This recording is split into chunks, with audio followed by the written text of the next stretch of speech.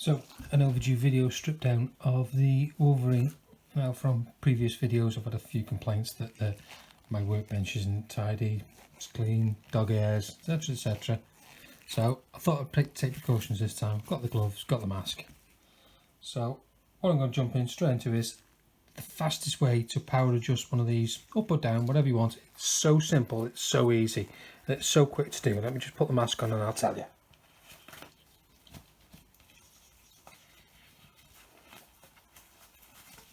Oh.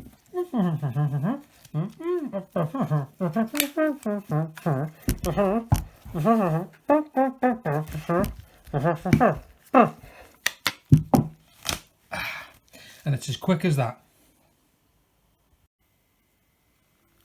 So as a quick aside from the video you just seen, the short beginning, I've had a few complaints about the bench, I've had a few complaints about my hands. These hands work 16 hours a day, pretty much 7 days a week. The paint, it's a bugger to come out. They do get trimmed, they do get polished, but not for videos like this.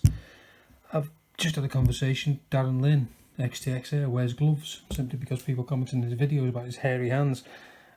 I mean, if that's all you've got to do, then feel free to scrub yourself up and make these videos for people to watch. We take time out of our days to do this, so you can have a bit of a clue how to strip them down. For those of you who stuck with me, thank you very much. Wolverine, she's out of her stock. The 2 standard screws in the front I've swapped out for cap Allens because they're a pain in the arse. The 3 holes, there's 3 holes in the side of them as well. I've swapped them out for a standard Allen key as well, cap Allen.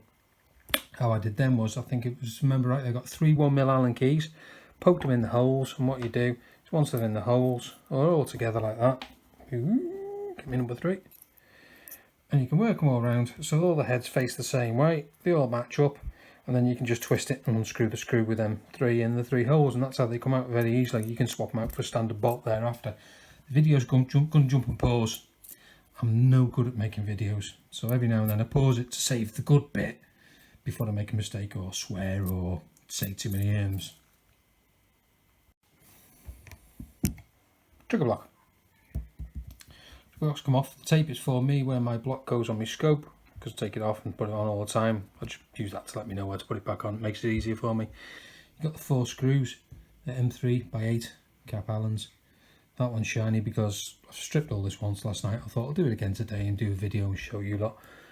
That one's stuck on me, as they always do. You end up then rounding the inside of the cap Allen. Good set of Allen keys you need. If they're no good, you knacker your screws. They're only like toffee anyway. That one drilled out quite nicely with a 3.5mm drill, but you go down till the top of the countersink comes off and it leaves your little stud. Trigger guard comes off, you can unscrew the stud and away you go. I've left that one in for now because when I take this trigger off it will click and you have to cock it to put it back on. So I do a quick demo. You'll hear the click. I'm holding it down with my finger at the top. There's a spring in here. So once that's out, you'll hear the click. That was it. Or your trigger mechanism. That spring, don't lose it, does come out. Sits on that little nipple. Or you can drop it on the table.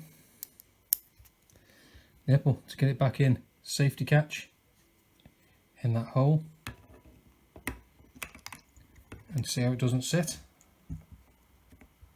What you have to do is try and hold it in place, cock the gun, and she sits in place. Then you've got to keep hold of it, because if I let that go now she's going to fire. Well, she's not now, just close the bolt like that. Go again. Once it's in place, put a bolt in and pin it down, and then you're good to go. I'll let it go again because I want to take it off now. So once you're off, put it to one side. What we've got now is this cap, safety catch. Now I've seen a video on YouTube where they take off this screw on this side, and what you've normally got is the safety 3-hole screws in there. I swapped these out a while ago. If you ain't got the tool, get 3 1mm Allen keys, put them in the hole, all together, all 3 of them. You can then work these heads around so they all line up together, and they'll look like that, and then you can just crack it and take the screws out properly. That'll come out, and just swap them out for a standard Allen key. A standard cap Allen rather. So I'll put my finger on it, because the hammer's going to push this out, and I'll have to, and it'll make undoing these a little bit tighter. Now I saw a video of how to do this on YouTube ages ago, and you simply pull the safety catch pin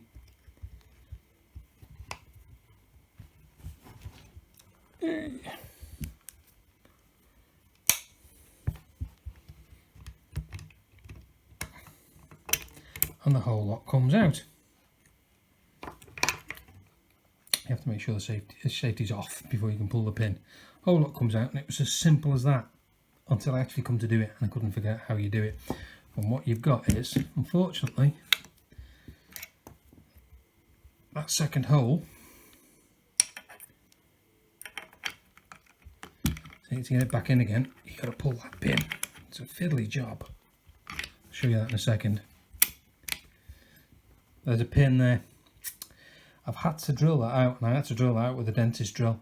I couldn't find any way of pushing it out from that side. The only way I could think you could do it would be to actually knock it in so it clears the inside and that comes out. But there's that much Loctite on it. Couldn't heat it up enough. Couldn't get enough heat on there without risking damage to actually loosen the Loctite to knock it in. So I ended up drilling it out. So the video you might have seen on YouTube where they just take them screws out, pull that pin out, and that comes out, doesn't work because of that pin.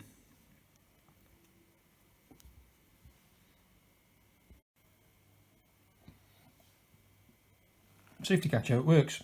All you do is when you throw that left and right, it moves that whole pin up and down. So when your safety's on, it actually pushes it down, locks it down, can't come up. And what that does is basically pushes the whole pin down on top of your arse under your trigger. There you go, I swore. And stops you pulling your trigger. Basically, it's a physical block. And when you take it off, it comes up, which allows that trigger to move upwards. So then you can fire. Hammer spring, I just put a little bit of sheath on there. I put 2 bushes on either end. Helps prevent the twang, helps the rotational spin of the spring. That's just something I fiddled with. Taking this part, the bit you want to see. So from this point on, if you want to take the power off, you could collapse your spring a bit. If you needed to up the power, put a new spring in, or put some kind of bush washer behind it. That's you. Now the Harper hammer spring. Take it out in the side of your hammer. It's a small Allen key. It's not a small Allen key, there is one now. That's a cap Allen screw. Take that out.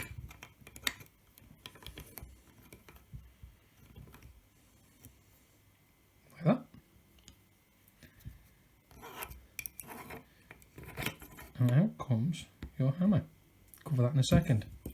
If you want to take your probe out from there, what you've got in the top, you've got a very small cap group screw. What you'll do is, there's a spring sits below that, there's a ball bearing sits below that. I'll take it out for you. So group screw comes out the top. In there's a spring. You might be able to see the nice shiny silver spring. Let me see if I can get it out. There she goes. Throw it on the table again. There's your spring. Group screw, there should be a ball bearing in there. There she is. Ball bearing drops out. And there's a groove in the top of your probe, which you'll see in a second when I take the probe out. Probe take out now is quite easy. In the bottom of there, underneath, it's a cap Allen. Should have a brass bush on it as well. That's where your 3mm comes in. Can be very tight. There's no other way, you have to get a long one in there.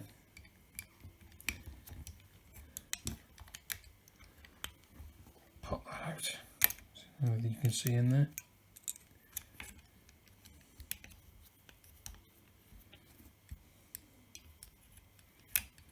Take that out. As with most probes,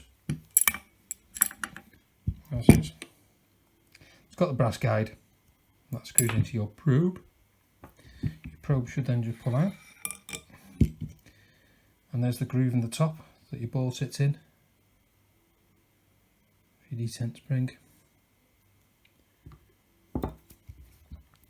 and that's the block finished and apart and empty. So then you want to know about this. So mine has a habit. You've got 2 things in here. you've got the brass back end with a spring on it, the front steel hammer. The idea is when your hammer hits, slams into the breech, that then slams into your cylinder and opens it. Mine has a habit of coming apart. That brass unscrews from there, which I'll show you if I can get hold of it and unscrew it, which I can't. So you'll find the hole and you'll find a group screw. I'll explain that in a second. I tend to hold that. It's a really small group screw, and I should be able to undo the back end. So you should be able to do that. It should be Loctited. Mine has a habit, because it's not Loctited, it keeps coming undone and falling apart inside the gun, so I'm going to Loctite it. That's why I took it apart last night. That comes out, that slides out the front, and that's all it is. The idea is that little grub screw is an Allen key, a big long grub screw in there, which you can get to with that on. If you wanted to leave that on, the springs just fell off. Screw that back together, nice and tight on. I'll Loctite that in for me. I can actually get an Allen key down inside of there and lock it onto that long group screw that's in there. That's what your cylinder hits. That's what hits your cylinder. That's what opens your cylinder. Bear with me. Valve stem. Valve stem. Can't remember what it's called. I kept calling it a cylinder, the valve stem. The hardened steel flat ended group screw that's in there, the long one, that strikes your valve stem, releases your air. If I remember rightly, the further back it is, the less it hits it, because that will hit the face of the cylinder. Because it's so far back, it won't open your valve stem as much, if I remember rightly. Don't quote me on that. The further out it sticks, the more chance it's got of getting it open before you actually strike the faces. That's all it is. That should be locked down tight. That spring gives you no advantage of whether it's loose or not. Mine just keeps coming apart. But that is the power adjustment I found. Let's throw it back together. So, to your hammer. Excuse me, I'm just going to get some Loctite.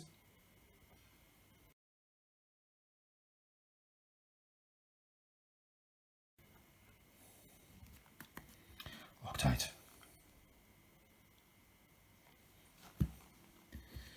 So, as you can see, there is a flat on this. There's a flat at the top. I'll show you where that goes in a minute. Steel goes in, nip at the front, hole at the back, screw through at the back. That thing goes down, needs to tighten up. That will spin in there while you're trying to do that. Like I said before, I'll spin it round so you can see that little window till the group screw comes around. Eventually, there. I'll hold it in place with an Allen key, and then I'll tighten that in. That's got flats. If you want to nip up with a screwdriver, you can do. Screw nip it up. That's all I've done. Finger tight, and that's you in. That will still. So when you come to put it back in, let's move a few things out of the way.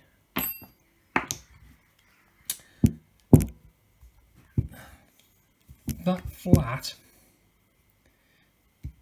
needs to be at the top of the gun when she slides in, and you know it's right because that grub screw needs to go back in that slot. So you slide her in, bring it round,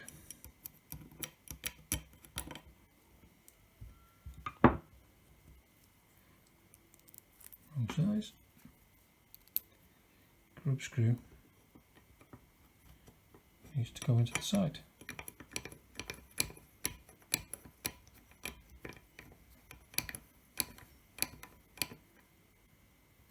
Like that. Probe back in. Don't forget to put the spring in last. Don't try and put the spring in now, you'll be knackered like I did last night, stupidly. Bear with me 1 second. Probe reassembly. What I've just stupidly done was put that hammer back in. It's not a problem. It just means it leaves me a really small slot to get that screw back in. So put your probe back in before you put your hammer back in. It's no big drama. It just makes it a little bit tighter and a little bit awkward because somehow I've got to try and hold that on a Allen key that likes to go floppy and then try and get it all the way up there and in the back of the hole It's doable, but it's a pain in the bum. And it drops off. By the magic of the internet, bear with me. And by the power of the internet, she is in. What saved the day was the clanky old set of Allen keys I always use on the other videos. Sets are fine. If it's got the ball end, they're brilliant because they allow you to actually get in at an angle and still rotate it. But if I'm trying to get in somewhere deep, it's just going to keep falling off that ball end. The old set haven't got them. And you can just put it on and go straight to the bottom, screw it in tight, done. So that's my probe back in, my hammer's still in, spring in reverse. Now to get the safety catch back on. Now remember, to get it in, I've got to pull that down to get it in and compress the spring and hold it all in place. One-handed while keeping it in shot. So once she's in, pull that in, you can let it go and it will stay there because it pops back up, but your hose don't quite line up, so you still got to push it when you tighten it up.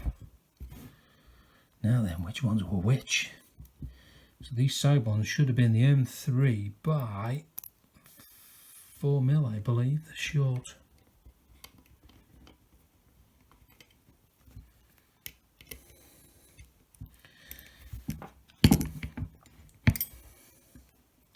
And that's pretty much it. It's done. Put these two back in. Try and hold the trigger in place while I put that back together. Don't forget the click, you've got to cock it to get it down. And you are all back together. Like I say, that hole and that pin is what stops you getting it apart. And that's you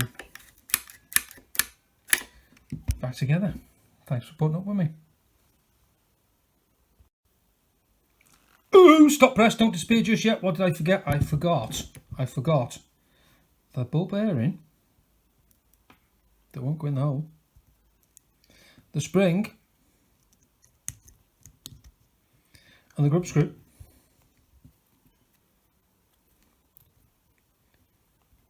So compress the spring.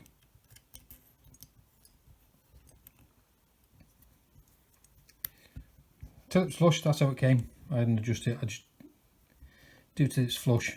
I mean, you can nip it up a bit more if you want a bit more tension on that.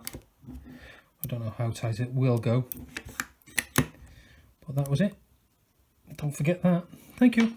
Bye.